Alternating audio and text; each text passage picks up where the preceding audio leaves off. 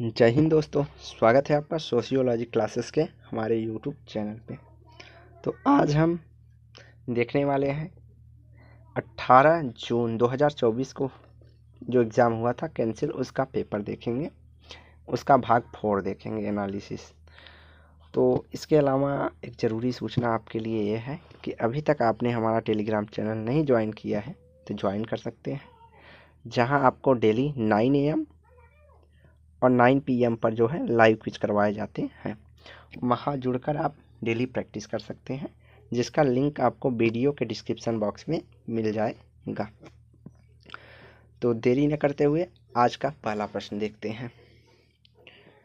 पहला प्रश्न है, किसी एक सैंपल में सर्वाधिक आवृत्ति वाला प्रेक्षण निम्न में से क्या होता है। तो जो आवृत्ति होता है मतलब बार बार आता है, तो उसको क्या कहते हैं। तो बार बार कोई चीज़ आती है तो उसको हम बहुलक कहते हैं या मोड कहते हैं। तो यहाँ राइट आंसर हमारा हो जाएगा मोड।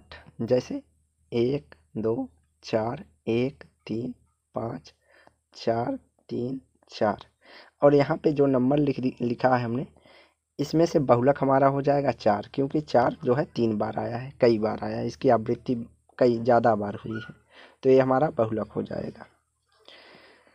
अगला है, मैनुअल कैसल्स ने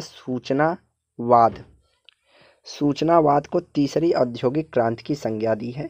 निम्नलिखित में से इस क्रांति की विशेषता नहीं कौन सी है। तो आर्थिक वृद्धि हेतु विज्ञान और प्रौद्योगिकी की प्रेरणा की भूमिका सही है। भौतिक उत्पादन से सूचना प्रकरण में परिवर्तन, ये भी सही है।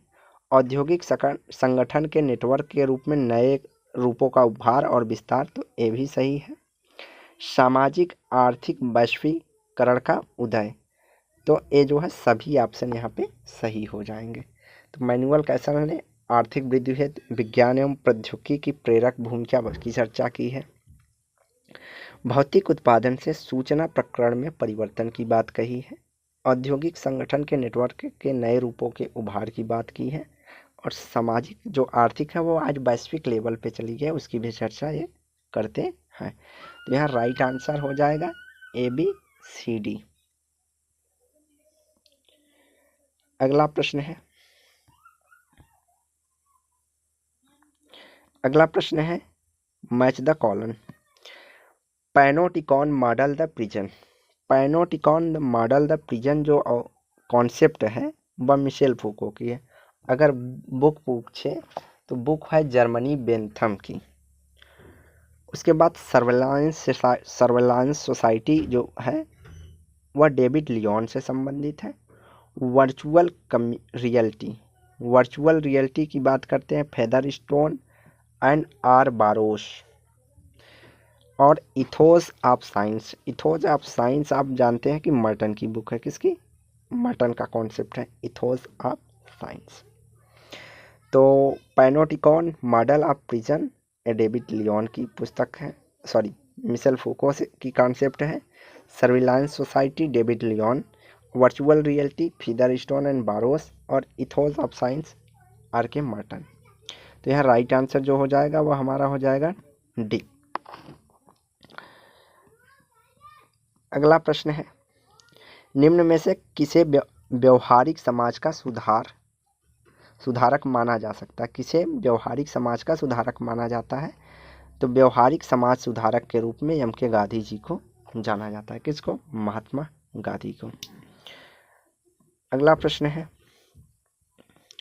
इरविन गॉफमैन द्वारा लोकप्रिय बनाई गई वह अवधारणा जिसका प्रयोग सरल स्थल, कारागार, मठों जैसी सुविधाओं के लिए किया गया है, जो बाह्य दुनिया को पूर्णतः अलग अपने निवासियों के अस्तित्व को बलपूर्वक नियंत्रण प्रणाली में रखती है।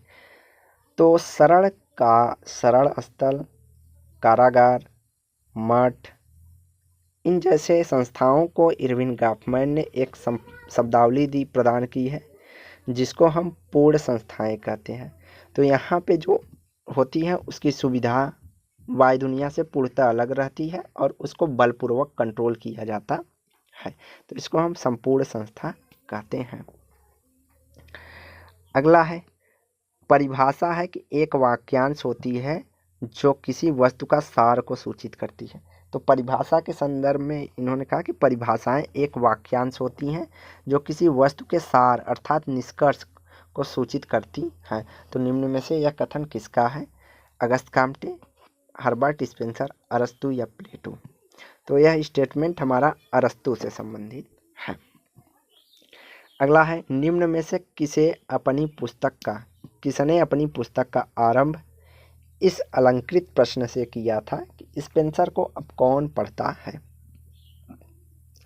तो स्पेंसर को अब कौन पढ़ता है?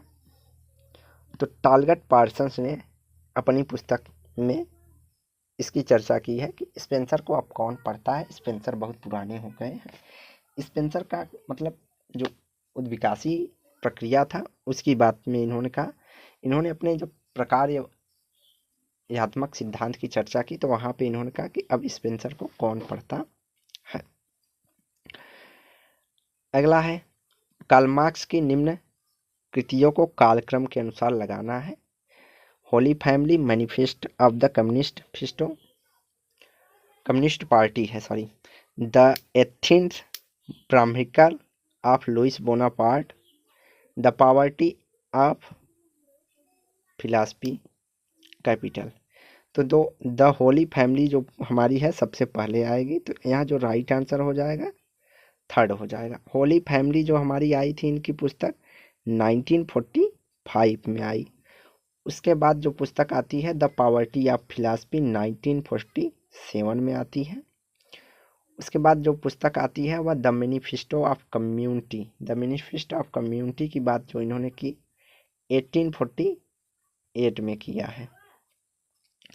और उसके बाद हमारा आ जाता है the 18th Brumaire of Louis Bonaparte. तो लुइस बोनापार्ट जो इनकी पुस्तक आई थी वह 1952 में आई है, 1952 में। और दास कैपिटल जो इनकी बुक थी 1867 में आई थी।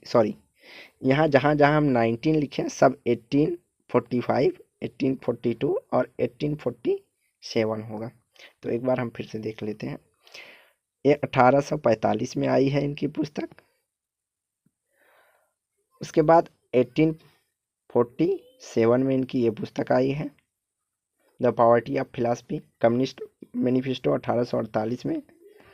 और बोनापार्ट जो इनकी पुस्तक है वह 1852 में आई है।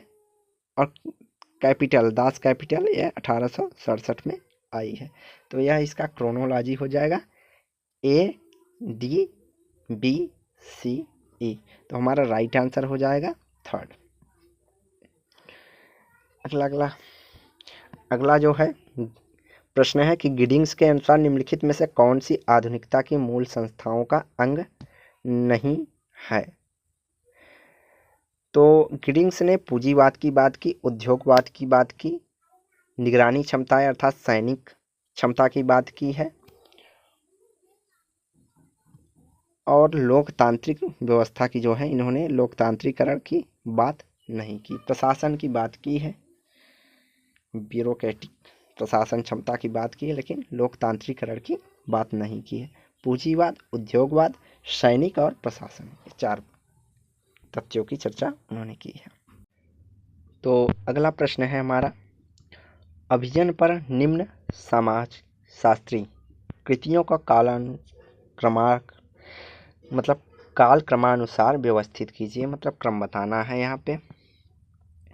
तो द पावर एलीट जो पुस्तक आई है इन 1956 में आई है। The mind and society Vilfredo Pareto की पुस्तक है जो कि 1916 में आई है। The ruling class G Mosca की पुस्तक है। तो मोस्का सबसे पुराने हैं इनमें से, तो इनका 1800 कुछ में 1906 में आई थी। और पॉलिटिकल पार्टीज मिशेल की पुस्तक है जो कि 1902 में आई है। तो इनका क्रोनोलॉजी हो जाएगा CDBA। तो राइट आंसर जो हो जाएगा हमारा सेकंड हो जाएगा CDBA। अगला प्रश्न है, मैच करना है, पुस्तक दिए हैं और उनसे संबंधित थिंकर। तो पुस्तक में है introducing human studies. Introducing human studies जो पुस्तक है वह हमारा बी रॉबिन्सन और डी रिचर्डसन रिचर्डसन की पुस्तक है। फेमिनिज्म एंड पोस्ट मॉडर्निज्म में जो पुस्तक है यह एलजे निकोलसन की पुस्तक है। द ट्रांसफॉर्मेशन ऑफ इंटीमेसी की बात करते हैं एंथनी गिडिंग्स। और सेक्स जेंडर एंड सोसाइटी जो पुस्तक है ये अन्ना ओकले की है। अन्ना ओकले की। तो यहाँ जो राइट आंसर हो जाएगा वह हमारा राइट आंसर होगा ए का 4, बी का 3, सी का 1 और डी का 2। अगला है पूरे पेपर का सबसे इजी क्वेश्चन। तो समाज के निम्नलिखित प्रकारों में उनके विकास के और आरोही क्रम में व्यवस्थित कीजिए, मतलब बढ़ते क्रम में बताना है, असेंडिंग ऑर्डर में। तो सबसे पहले आएगा हंटिंग एंड गैदरिंग, शिकार और संग्रहण। तो सी हमारा देखिए पहला कौन है, ए भी नहीं है, ए भी नहीं है, ए भी नहीं, कट कीजिए इसमें। तो हमारा राइट आंसर हो जाएगा 4। तो देख लेते हैं, पहले पे आएगा शिकार एवं संग्रहण, हंटिंग गैदरिंग। दूसरे पे हमारा आएगा पॉस्चुअल अर्थात पशुपालन। तीसरे पे हमारा एग्रेरियन आएगा अर्थात थर्ड कृषि। चौथा हमारा इंडस्ट्रियल आएगा अर्थात औद्योगिक। पांचवें पे पोस्ट इंडस्ट्रियल या उत्तर औद्योगिक समाज आएंगे। तो यहाँ राइट आंसर हमारा 4 हो जाएगा। अगला प्रश्न है आर्थिक लाभ को लाभ अथवा हित अधिकतमीकरण की तार्किक और व्यक्तिगत गणनाओं तक सीमित न करके इसे सामाजिक विभेद, शक्ति संबंध, संगठन, संस्कृति, राजनीति की अंतःग्रस्तता वाले सामाजिक नेटवर्क के भीतर अंतः स्थापित रूप में देखा जाता है। तो किसने अर्थव्यवस्था को तार्किक और व्यक्तिगत गणनाओं तक सीमित न करके सामाजिक भेद, शक्ति संबंध, गठन, संस्कृति और राजनीति के साथ जोड़ा है? तो यहाँ जो राइट आंसर होगा यह मार्क ग्रोनोवेटर है। कौन? मार्क ग्रोनोवेटर। अगला प्रश्न है सिविल सोसाइटी। सिविल सोसाइटी, किसने सिविल सोसाइटी का संबंध जो है व्यक्तिगत अहम मान्यता के रूप में किया है? इंडिविजुअल इकोटिज्म। तो यहाँ पे जो राइट आंसर होगा वो हो जाएगा हमारा एंटोनियो ग्राम्शी। अगला प्रश्न है सूची 1 को सूची 2 के साथ सुमेलित कीजिए। सूची 1 में है पुस्तक, सूची 2 में हमारे थिंकर है। पहला प्रश्न जो है पुस्तक है वह पैटर्न ऑफ कल्चर है, जो कि आप सभी को पता होगा कि रूथ बेनेडिक्ट की पुस्तक है। मैन एंड हिज वर्क की बात करते हैं Herskovits. A scientific theory of culture, a scientific theory of culture जो कि बहुत प्रसिद्ध पुस्तक है बी मैलिनोवस्की की, कई बार पूछी जा चुकी है। और प्रिमिटिव कल्चर ई.बी. टायलर की पुस्तक है। किसकी? टायलर की। तो ये सभी पुस्तकें हमने क्विज में ऑलरेडी कई बार करवाए हैं, तो आप लोग जरूर से जरूर टेलीग्राम से जुड़ें। तो यहाँ राइट आंसर जो हो जाएगा हमारा डी हो जाएगा। अगला है मैच कराना है सूची 1 को सूची 2 के साथ। तो यहाँ जो religion and the rise of capitalism सबसे ज़्यादा कन्फ्यूजन वाली पुस्तक थी, क्योंकि अगर देखा जाए तो रिलीजन और पूंजीवाद का उदय की बात मैक्स वेबर ने भी किया है, लेकिन उनकी पुस्तक उन्होंने कभी ने religion and rise of capitalism के नाम से नहीं किया था। तो ये जो पुस्तक है हमारी R.H. टाउनी की है। किसकी? टाउनी की। उसके बाद एंशिएंट जुडिज्म नामक पुस्तक हमारा जो है मैक्स वेबर से संबंधित है। The social organisation of Australian tribe, तो इसकी बात करते हैं are Radcliffe brown. Primitive religion की बात करती हैं कौन? लोबी। कौन? Lobby, R.H. लोबी। लोई लिखा है लेकिन यहाँ कहीं के आपको पुस्तक में लोबी मिलेगा। तो यहाँ राइट आंसर जो हो जाएगा ए का 4 हो जाएगा। तो राइट आंसर हमारा हो जाएगा 1। अगला प्रश्न है, रोजगार के संदर्भ में मान्य और संधारणीय क्षमता, जो मान्य हो मार्केट में, मतलब समाज के द्वारा, उनकी सक्षमता को सीखना, विचारों एवं धारणाओं को, व्यवहारों को सीखना क्या कहा जाता है, उस व्यवस्था, सीखने की व्यवस्था को क्या कहेंगे। तो जब हम मान्य और संधारणीय क्षमताओं, स्किल को या विचारों को या व्यवहारों को सीखते हैं तो उसको हम व्यवसायिक सामाजिकरण कहते हैं। अगला प्रश्न है, एक नेटवर्क अंतर संबंधित संधि बिंदुओं, इंटर रिलेशन जो है की बात कौन करते हैं। तो अंतर संबंधित संधि बिंदुओं का एक समुच्चय है, मतलब क्या कहते हैं उसको, समूह है, जिसमें सामाजिक परिस्थितियों के मध्य दूरी निम्नतम हो जाती है और विशिष्ट नेटवर्क, जो परिस्थितियां किसी विशिष्ट नेटवर्क के बाहर स्थित न होकर केवल नेटवर्क के भीतर की संधि को निर्माण करती हैं, अर्थात एक दूसरे के साथ जोड़ती हैं। तो उसको जो है नेटवर्क की यह परिभाषा किसने दी है। तो नेटवर्क की यह परिभाषा जो है मैनुअल कैसल की है। किसकी? मैनुअल कैसल की। अगला है, एक अच्छे शोध के गुण होते हैं। तो एक अच्छे शोध में क्या क्या गुण हो सकते हैं। तो एक अच्छा शोध जो है प्रणालीबद्ध होता है। अब अच्छा शोध प्रणालीबद्ध होता है, सिस्टमेटिक होता है, सही है। एक अच्छा शोध तर्कपूर्ण होता है, ये भी सही है। एक अच्छा शोध परिकल्पनात्मक होता है, ये भी सही है। एक अच्छा शोध अनुभव आश्रित होता है, एम्पिरिकल होता है, ये भी कथन सही है। एक अच्छा शोध प्रतिकृति होता है। तो प्रतिकृति अर्थात कॉपी किसी की नहीं होती है। तो यह जो राइट आंसर हो जाएगा वह हो जाएगा ABCD। अगला है, पर्यावरण के संबंध में निम्न में से क्या सही नहीं है।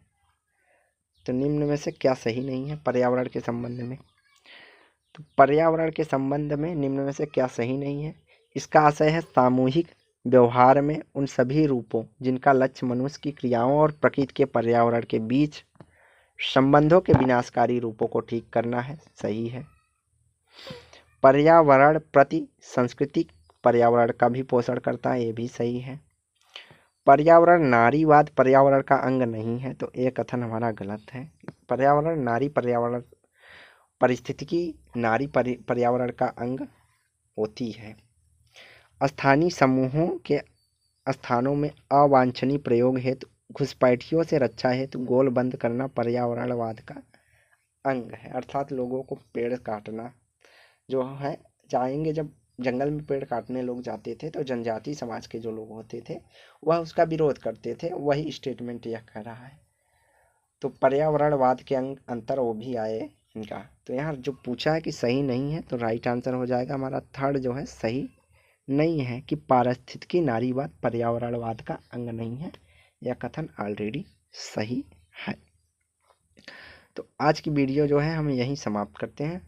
वीडियो को लाइक एंड शेयर कीजिए, चैनल को सब्सक्राइब कीजिए। आगे गद्यांश है तो गद्यांश हम कराने वाले हैं नहीं, गद्यांश आप लोग कर लेंगे, गद्यांश ईजी था। तो इसलिए यहाँ पे समाप्त करते हैं। धन्यवाद।